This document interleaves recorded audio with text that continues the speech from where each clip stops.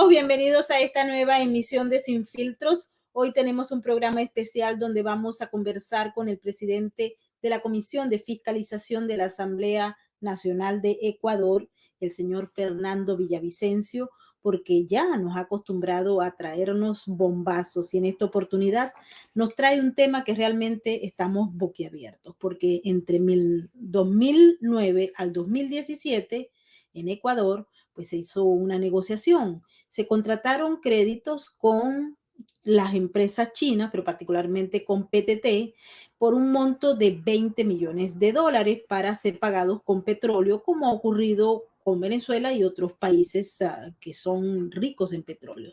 El asunto está en que China financió esos créditos con bancos europeos que a su vez tenían pues unas empresas de intermediación. Esto es realmente un escándalo y nos deja claro que los intereses, la corrupción y la política pareciera que están yendo de la mano para ir en contra del erario público, no solamente de los ecuatorianos, sino también de muchos otros países. Así es que vamos a darle la bienvenida a nuestro invitado en el día de hoy, no sin antes pedirle que por favor se activen en el super chat.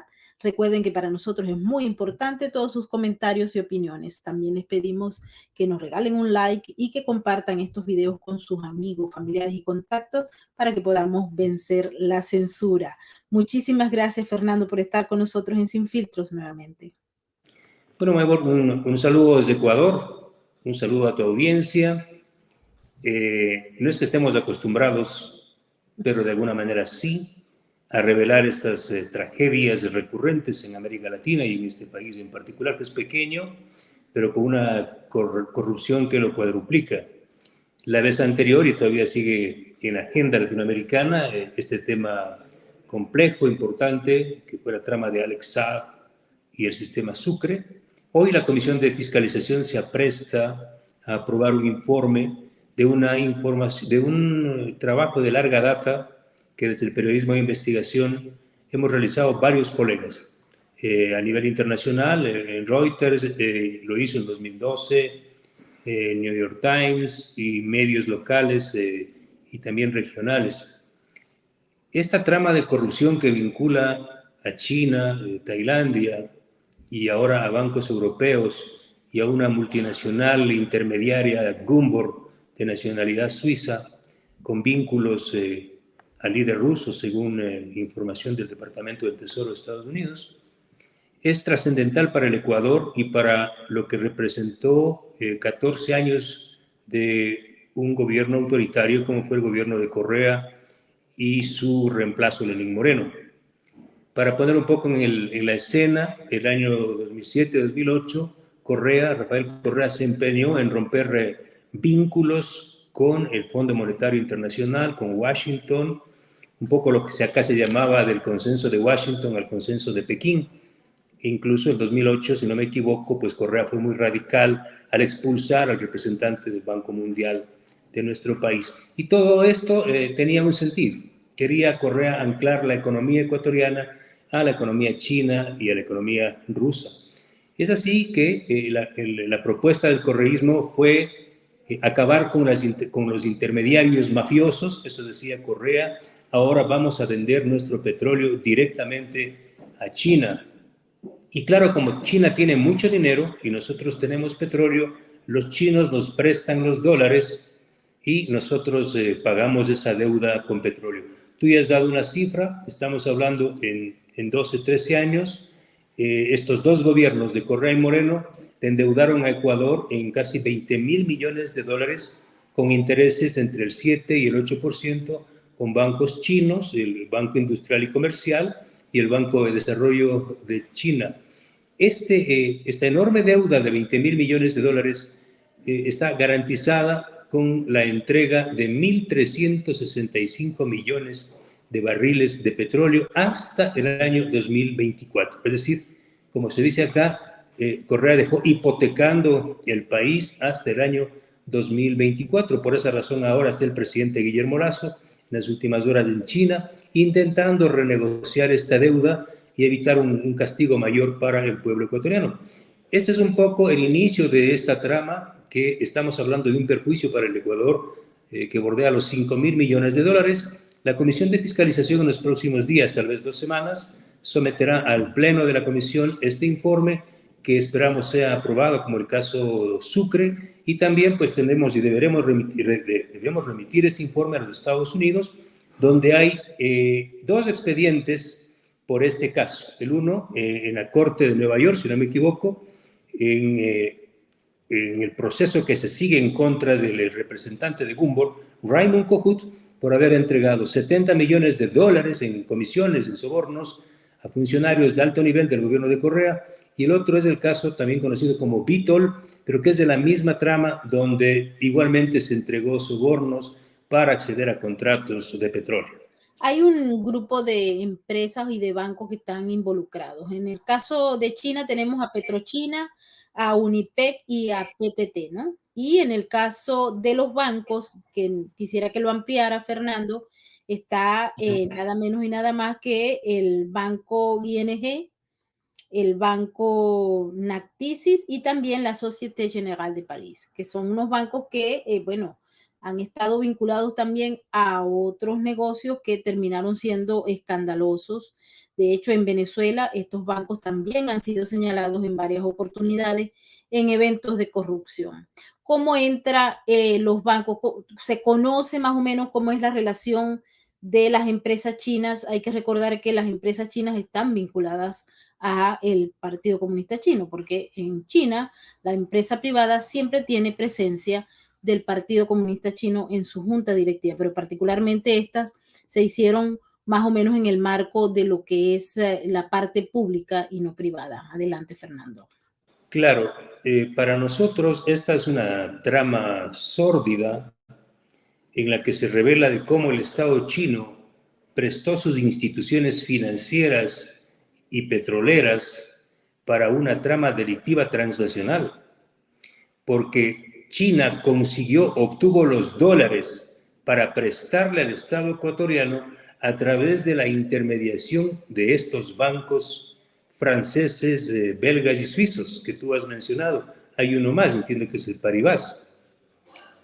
Esto ya configura un delito transnacional, porque lo que hizo China es ignorar el petróleo ecuatoriano, un recurso natural, para que estos bancos hagan negocios a futuro. Ellos vendieron nuestros contratos, negociaron nuestros contratos en el mercado de futuro y obtuvieron los dólares para prestarnos de nuestro propio petróleo.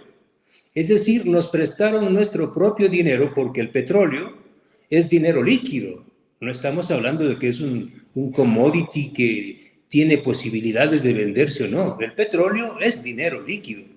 Estos bancos se prestaron para esta trama y aquí aparece la empresa vinculada a Natixis y a estos otros bancos, que es la empresa Gumbor.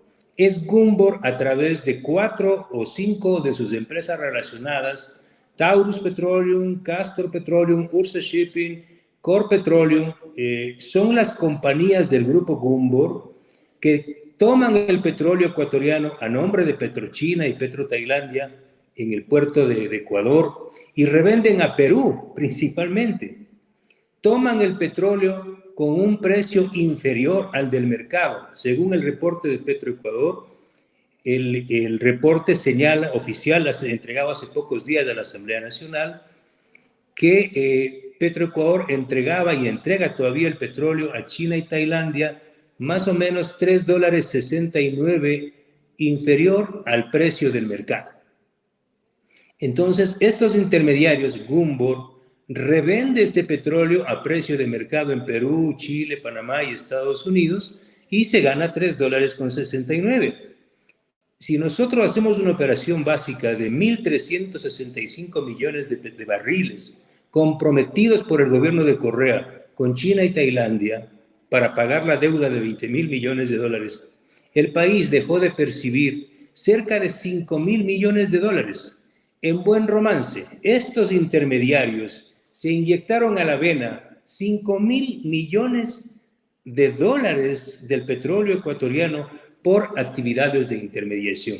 Y en todo esto participa directamente el gobierno de China y, por supuesto, la compañía Gumbor, que está vinculada, de acuerdo con información, al actual presidente de Rusia, Vladimir Putin. Fernando, se supone que para que se produjera esta operación tan escandalosa, necesariamente, pues al ver cómo opera Gumbor y cómo operan estas otras empresas, hubo o se supone que hubo pago de soborno a funcionarios ecuatorianos, porque esto es importante aclararlo, ya que Gumbor está siendo justamente procesada aquí por el pago a funcionarios para lograr contratos y negocios como el de la intermediación. Suponemos que en el caso de Ecuador se procede con el mismo esquema. Claro, lo que entiendo yo le faltaba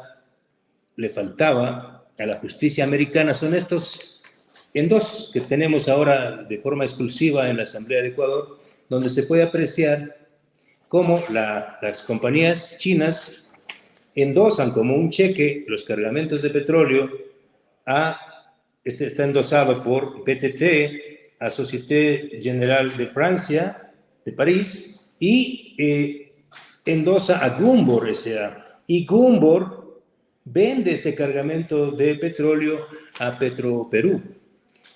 Esta información no tenían, por eso es que no podían explicarse cómo así Gumbor o Raymond Cojut, que está procesado en Estados Unidos, acusado de entregar sobornos a Petroecuador, pagaba un soborno a Petroecuador. ¿Para qué si Gumbor no tenía contratos con Petroecuador? Ahora, con estos documentos se sabe que Gumbor actuaba en representación de las empresas estatales chinas y tailandesas. ¿Por qué? Porque obviamente una empresa estatal como Petrochina o Unipec no pueden pagar sobornos. Entonces utilizaban a los agentes privados, en este caso a la intermediaria Gumbor. Por eso es que esta prueba es muy importante en el proceso que se sigue en la Corte de Nueva York en contra de Raymond Cojut y de Gumbor. Entonces, ahora este proceso que también está siendo investigado en Ecuador le deja este saldo altamente negativo a la economía ecuatoriana, y los nombres que aparecen relacionados en las declaraciones de Raymond Cojut son importantes. Ahí aparecen los principales asesores y autoridades petroleras del gobierno de Rafael Correa. Uno de ellos es el exgerente de Comercio Internacional, Nielsen Arias Sandoval, hombre muy cercano a Rafael Correa, prófugo de la justicia, y también al ex vicepresidente Jorge Glass, que se encuentra detenido aquí en Ecuador por la trama de Odebrecht. Nielsen Arias abandonó el país el año 2017, estuvo en los Estados Unidos, entiendo que ahora ya abandonó ese país. Y el nombre que aparece vinculado a Raymond Cojut, recibiendo el dinero de Gumbor para pagar a Petroecuador, es uno de los principales lobistas de este país, que también ya abandonó Estados Unidos y está en España. Me refiero a Enrique Cadena Marín, uno de los principales intermediarios de Ecuador que ha manejado esta trama de corrupción. Fernando, una vez que se conoce esta información, podríamos observar que se puede aplicar justicia en el caso de Ecuador, porque hemos visto que si hay jurisdicción para el caso, por ejemplo, de Correa, él está refugiado en Bélgica y la justicia no lo toca. Pareciera que él sigue operando ya no solamente como jefe de un grupo de izquierda, sino también como un gran operador de negocios que se hicieron durante su gobierno, pero no sé si se mantuvieron con el gobierno siguiente. Lo que sí observamos es que a él no lo toca la justicia, lo hemos visto paseándose por Caracas, anda por allí, por allá, y bueno, y Ecuador no lo puede agarrar. ¿Qué se puede esperar?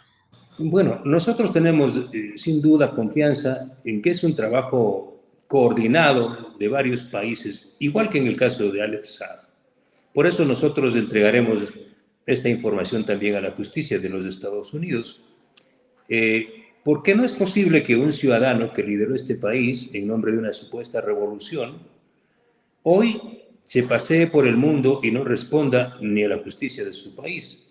Te recuerdo y les recuerdo a los amigos que nos miran y nos escuchan que Rafael Correa fue sentenciado por el delito de cohecho en una trama de corrupción que también fue investigada por quien habla, pero escapó de la justicia y está libre. Este caso de Petrochina, sin duda, para nosotros también es una esperanza de que a través de la cooperación penal internacional con la justicia de Estados Unidos, la Fiscalía de Ecuador, que tiene abierta una indagación previa, pueda obtener mayores recursos judiciales de Estados Unidos. Lo que acaba de hacer Europa es muy importante. Europa acaba de observar el comportamiento de estos bancos y de pedirles a estos bancos, Natixis, ING y otros, que suspendan las operaciones de financiamiento con China por afectar gravemente a la Amazonía ecuatoriana, es decir, al medio ambiente y a la biodiversidad de la Amazonía ecuatoriana. Ese también es un elemento importante. Entonces ahora ya no solo hablamos de impulsos desde Ecuador y de Estados Unidos, sino también desde Europa. Fernando, se ve en América Latina, prácticamente hemos estado analizando caso por caso en el tema de Centroamérica y de Suramérica, particularmente en Argentina, con la visita que hizo el presidente Alberto Fernández a Rusia, que pareciera que la política exterior de la región se está volcando hacia China, hacia Rusia y hacia un país satélite como es Irán. ¿Cómo se observa ese caso particular en Ecuador, tomando en cuenta que todos estos negocios, estos modus operandi que utiliza tanto empresas del Partido Comunista Chino como los rusos, pues han infiltrado, han entrado, no, bueno, Alberto Fernández dice que por la puerta grande, pero hay unos que han entrado por la puerta de atrás y que se han apropiado de los recursos naturales de la región, pero también han corrompido a la clase política, trayendo ejemplos como este que tú nos explicas, que es realmente increíble observar cómo se pudo dar una negociación de esta naturaleza sin que haya responsables hasta la fecha. Si no reconocemos y no reconoce el gobierno chino que aquí hubo una acción de doble vía, de responsabilidad de las autoridades ecuatorianas y también chinas, no se dará un paso hacia adelante. Y yo personalmente he conversado con el presidente Guillermo Lasso. El presidente Lasso conoce esta información y le hemos entregado. Acá en el país hay una gran conciencia sobre este tema y yo creo que cualquier posibilidad de lanzar un acuerdo de libre comercio con China, que es legítimo, atraviesa inexorablemente, porque este caso y otros en minería, China prácticamente con 48 empresas manejó durante 14 años toda la construcción y el financiamiento de este país. Y no hay una obra que no esté exenta de casos de corrupción. Entonces no podemos, y yo personalmente he dicho al presidente Lasso, no podemos ensayar un nuevo modelo de contrato o una nueva posibilidad de acercamiento con China si China no responde por estos casos de corrupción. No estamos hablando de elementos muy pequeños. O sea, el gobierno de Correa puso en manos chinas y de estos bancos intermediarios cerca de 50.000 millones de dólares en un negocio jamás visto en la historia.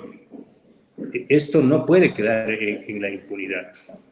Yo no estoy en contra de que se firme ningún tratado de libre comercio, pero las condiciones van a ser diferentes, porque cuando Correa estuvo, Correa se encargó de que la banca, los multilaterales, me refiero al Fondo Monetario, al Banco Mundial y otros, queden fuera del escenario.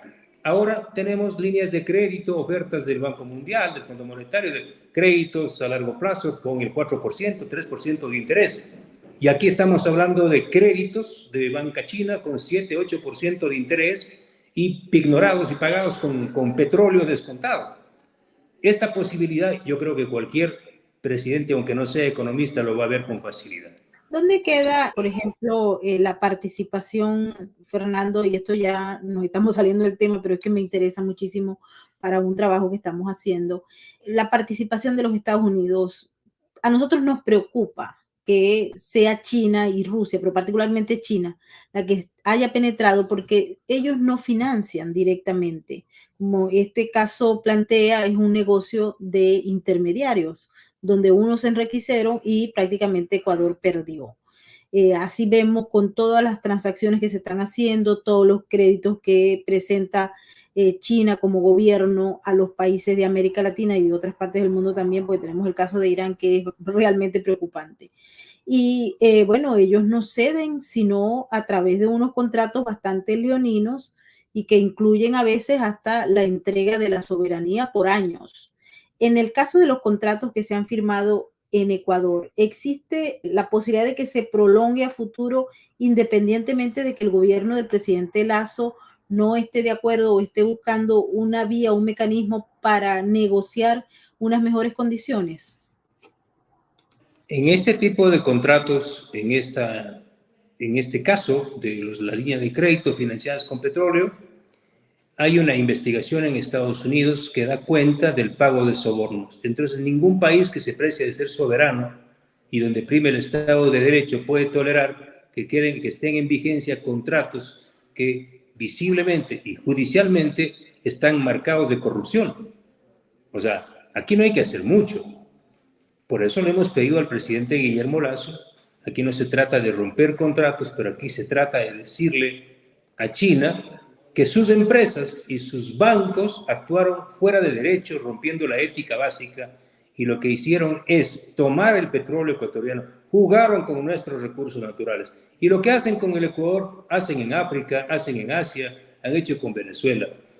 Sobre esta práctica, el Ecuador no puede continuar y no puede suscribir nuevas líneas de crédito y nuevos contratos de entrega de recursos naturales si no se resuelven estos problemas. Al menos esa es mi posición como legislador y entiendo que debe ser la posición de una gran parte de ecuatorianos. Y también quiero entender que el presidente Guillermo Lasso estará en esa dirección. Y por eso esperamos que la justicia norteamericana pueda actuar. En Ecuador la justicia funciona muy lento, muy lento. Pareciera que no es un asunto exclusivo de Ecuador. Entonces, ¿el informe se va a presentar a plenaria la próxima semana, Fernando? En unos 15 días, estimo yo. Es un tema muy complejo. Son más de 12 años de investigación que hemos realizado desde el periodismo de investigación y ahora desde la institucionalidad del Parlamento. Esperamos que en 15 días tengamos un documento para ser sometido a votación y de ser aprobado, igual procederemos en el plano judicial a la Fiscalía y sin duda yo recomendaré que sea entregado a la justicia de Estados Unidos y también de Perú, porque la compañía Gunvor ha realizado y realiza operaciones petroleras muy significativas en Perú. Fernando, muchísimas gracias por haber estado con nosotros en Sin Filtros. A ti una vez más y a la audiencia. Así es, bueno, y ahora nos despedimos, no sin antes recordarles y informarles que desde Sin Filtros apoyamos porque somos amigos de la RAC. Por eso ustedes pueden conseguir en este video, en la descripción, toda la información, las redes sociales y la página web de la Red de Apoyo Canino. Y ahora los dejamos con ese mensaje para todos aquellos que deseen colaborar con esta noble causa. Adelante con el video. Imagina que estás completamente solo e indefenso y que tienes que sobrevivir en las calles de uno de los países más violentos del mundo. Imagina que no puedes hablar, que tienes 4 días sin comer, que tienes sed y no encuentras agua, que te golpean mientras intentas dormir y que eres invisible para quien puede ayudarte. Ahora sabes lo que siente un animal abandonado. La Red de Apoyo Canino trabaja desde hace 15 años para cambiar esta realidad. Gracias a sus programas, miles tienen hoy una familia. La calle no es hogar. Conócenos, síguenos, únete a la RAC. Juntos salvamos vidas.